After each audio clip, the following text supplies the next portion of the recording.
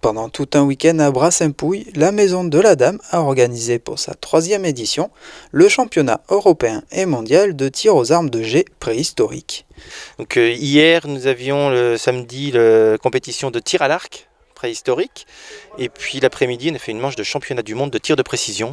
Donc là, c'est essentiellement au tir propulseur, donc qui est une arme préhistorique, un bâton qui est un prolongement du bras et qui permet de lancer une espèce de grande lance qu'on appelle l'assaguet. Donc le but du championnat, c'est essentiellement de reproduire les gestes de la préhistoire et puis d'essayer de reconstituer également ces armes avec du matériel qu'on pourrait trouver à la préhistoire. Donc les gestes un petit peu oubliés qu'on retrouve dans certains pays aujourd'hui. Donc c'est comme ça qu'on a pu reconstituer ces armes. Venus pour la plupart avec leurs propres armes, d'autres en costume, une quarantaine de passionnés ont donc participé à cette compétition. Ouais, c'était agréable. Ouais, les 2 premiers tours, pas de pluie, donc ça c'était plutôt cool. 3e tour, on s'est un peu mouillé, mais bon. Parcours assez difficile C'était quand sympa. même. Ouais, c'est assez raide. Comme elles sont toujours en contrebas, c'est pas évident. Les participants ont essayé d'atteindre leur cible, pas toujours évident car cela demande une certaine technique. Chaque personne, il y a des gens qui sont doués pour tirer, qui tirent de suite bien, et il y en a d'autres comme nous, il nous faut longtemps. Voilà. Il y a des fois on tire bien et des fois on tire pas très bien. Je pense que pour le tir à l'arc et comme le reste, il faut débuter assez jeune. Il y a un geste effectivement particulier à avoir pour tirer au propulseur. Après, chacun fait comme il le sent.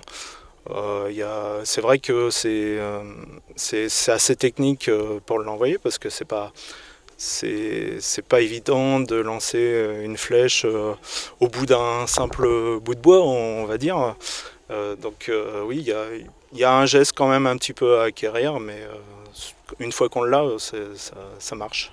En dehors de la compétition, un parcours de chasse était proposé pour ceux qui souhaitaient découvrir et s'initier à cette discipline, tout en partageant de bons moments en famille ou entre amis. Bon, on a trouvé ça très rigolo en fait, Oui, très rigolo. de vouloir... On a toujours aussi été intéressé par tout ce qui était un peu préhistorique, tout ce qui était fouilles, grottes, là où vivaient les hommes préhistoriques, côté France, côté espagnol.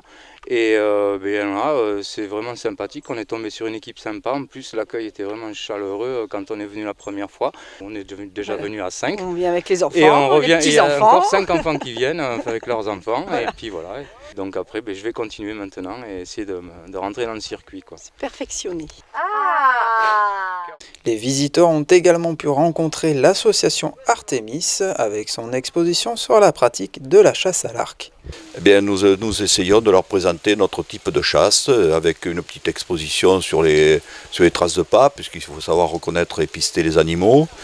Et, nous les initions un petit peu à tirer quelques flèches sur des cibles 3D qui représentent des animaux comme s'ils étaient en volume, quoi, comme s'ils étaient en vrai. Alors le moteur de la chasse à l'arc, en fait, c'est de vouloir rentrer dans l'intimité de l'animal, de l'approcher au plus près. C'est une obligation pour être précis. Et donc c'est cette relation un petit peu un petit peu plus étroite avec l'animal que dans une chasse conventionnelle, quoi. C'est-à-dire plus qu'une chasse,